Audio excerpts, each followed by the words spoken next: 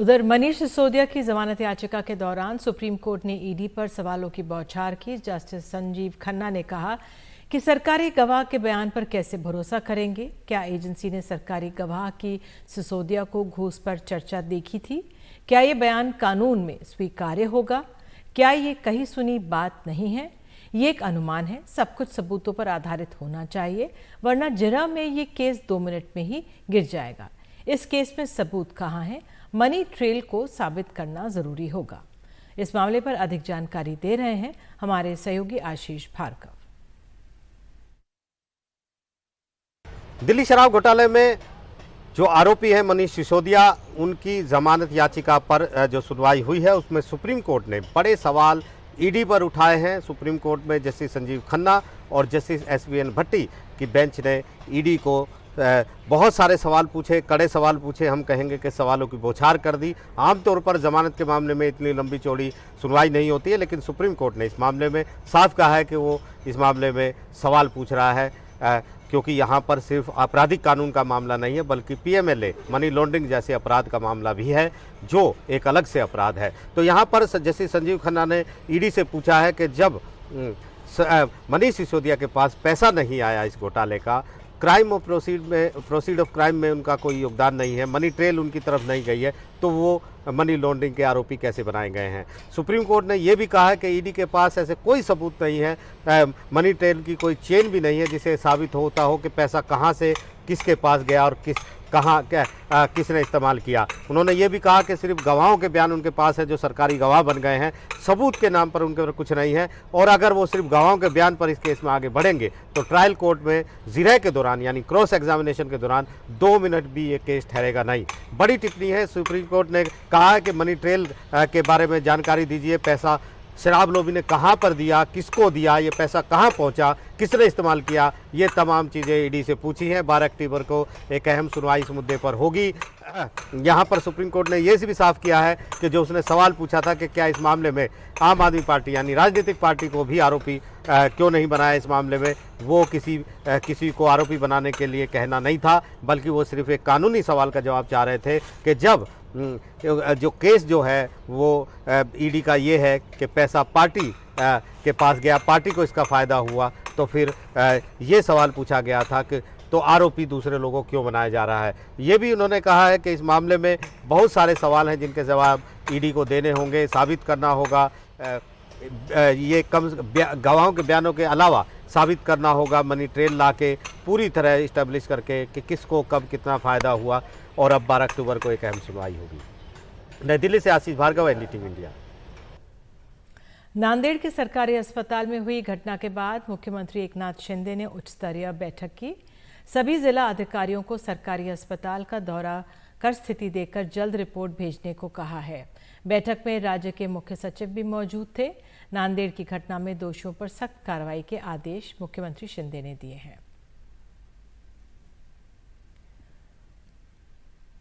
उत्तरी सिक्किम में बादल फटने के बाद आई बाढ़ से भारी तबाही हुई है। बुधवार तड़के आई इस बाढ़ में अब तक 14 लोगों की मौत हो चुकी है। कुल 102 लोग लापता हैं, जिनमें सेना के 22 जवान भी शामिल हैं। 26 घायलों का अस्पताल में इलाज चल रहा है। बाढ़ और बादल फटने से करीब 22,000 लोग प्रभावित हुए हैं और 2,000 से ज़्यादा को सुरक्षित स्थानों में पहुंचाया गया है। लापता लोगों की तलाश में सेना एनडीआरएफ की टीम लगी हुई है। वायुसेना को भी तैयार है। जल्द ही एनडीआरएफ की और टीम भी वहां पहुंचने वाली है। राज्य के अलग अलग हिस्सों में 3,000 से ज़्यादा सैलानियों के फंसे होने की आशंका है। राज्य में बाढ़ से 14 पुलों को काफ़ी नुकसान भी पहुंचा है।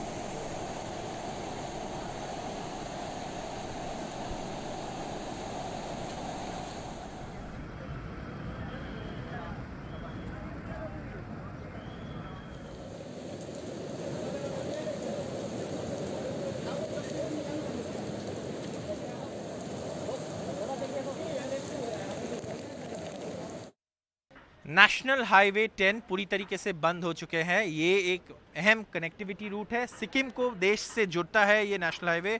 और आप देखिए यहाँ पे मलबा कितना है। गाड़ी का जो चक्का है वो पूरी तरीके से मलबे के नीचे चला गया है और ये स्थिति हुए है जो अचानक तीस्ता नदी में बाढ़ आई उसके बाद। इस तरफ आप नदी का फ्लो देख सकते हैं, नदी स्पेट में है, काफ़ी ज़्यादा पानी है नदी में। और यहाँ पे आपको हम दिखाना चाहेंगे कि किस तरीके से पूरा नदी स्पेट में है और आगे का जो ब्रिज है वहाँ तक गाड़ियाँ पहुँच नहीं पा रहे हैं। इसकी वजह से यहाँ पे जो कनेक्टिविटी है वो पूरी तरीके से कट चुका है, ब्रिज बंद है सामने वाला।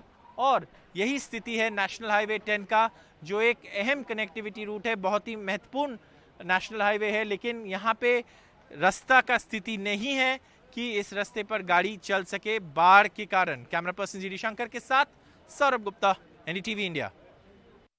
पानी का इतना ये लेवल आप पहले कभी देखा है? 71 के बाद इस लेवल तक पानी?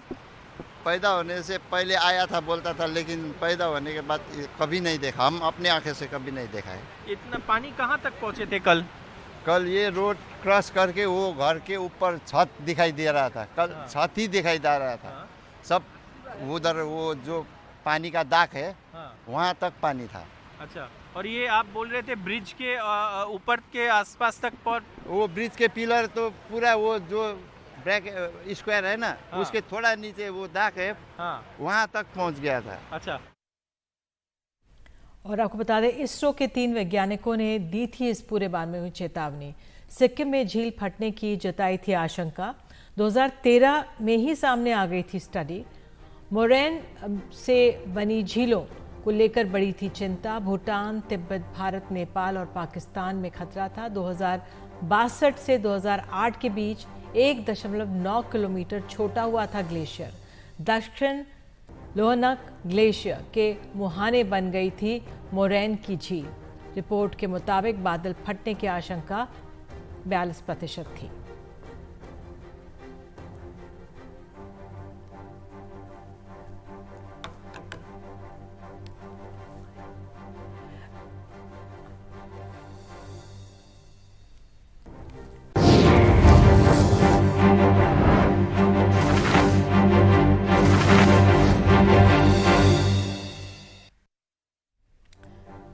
प्रधानमंत्री मोदी मध्य प्रदेश के जबलपुर पहुंचे और 12,000 करोड़ की परियोजनाओं की शुरुआत की। इसके बाद आयोजित रैली में प्रधानमंत्री ने कांग्रेस पर हमला बोलते हुए कहा कि आज़ादी के बाद रही सरकारों ने सिर्फ एक परिवार की चरण वंदना की है। सिर्फ एक परिवार ने देश को आज़ादी नहीं दिलाई थी, बल्कि लाखों लोगों ने बलिदान दिया।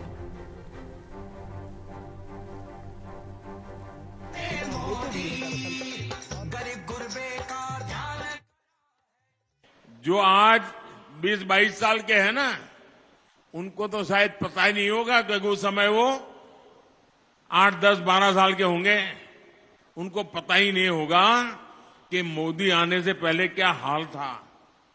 तब आए दिन कांग्रेस सरकार के हजारों करोड़ रुपए के घोटाले हेडलाइन बना करते थे।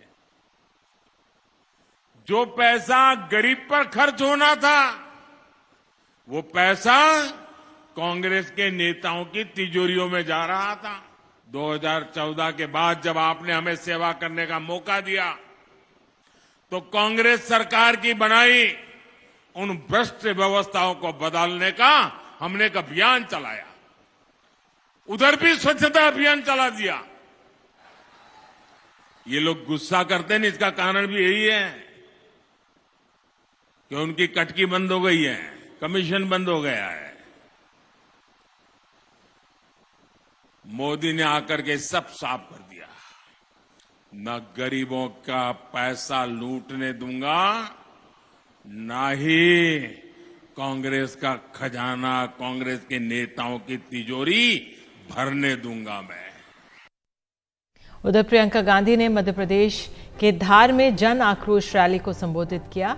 प्रियंका गांधी ने कहा कि बीजेपी लोगों को डराने और धमकाने का काम कर रही है। उन्होंने कहा है कि इनके खिलाफ कुछ लिख दिया या कुछ बोल दिया तो उनके घर सीबीआई और ईडी पहुंच जाती है।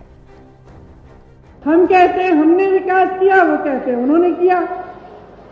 हम कहते हैं हमने रोजगार दिलाए, वो कहते हैं उन्होंने दिलाए। तो मैं सोच रही थी कि ये तो भाषण तो सभी सेम कहते हैं, वही भाषण है, तो जनता को कैसे पता चलेगा कि कौन क्या कह रहा है और इस बीच सच्चाई क्या है। मुझे मालूम है, मैं यहाँ आ रही थी तो मैंने कुछ लोगों से पूछा, नौजवान खड़े थे, मैंने पूछा कि भाई क्या लगता है इस चुनाव में क्या होने वाला है, मध्य प्रदेश का भविष्य क्या है। कहने लगे राजा जा रहा है। तो मैंने कहा अच्छा क्यों? कहने लगे कि इस बार हमारा वोट रोजगार के लिए डलेगा।